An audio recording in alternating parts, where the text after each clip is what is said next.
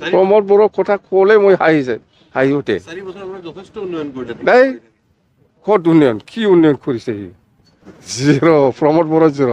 প্ৰমোদ বড়োই কৈছিল ঘৰে ঘৰে চাকৰি দিম, এইটো সম্ভৱ নাকি? ক'ত ঘৰে ঘৰে চাকৰি? প্ৰমোদ বড়োই কৈছে ৭৫,০০০ দিম, ক'ত ৭৫,০০০ দিম? মাটিৰ পাট্টা দিম বুলি কৈছে, ক'ত মাটিৰ পাট্টা? আমাক বুৰ্বক বনাইছে, হা?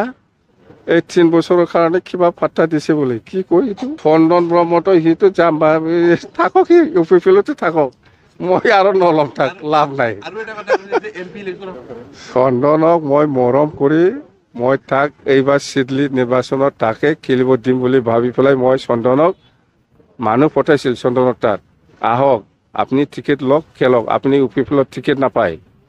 সেই কথাটো ময়ে কৈছে, মইতো স্বীকাৰ কৰি লৈছোঁ। কি চিনি পোৱা নোপোৱাৰ কথা? UPPL ঠকাইছে নেকি চন্দনক? UPPLত জাগা পাবহি, UPPLত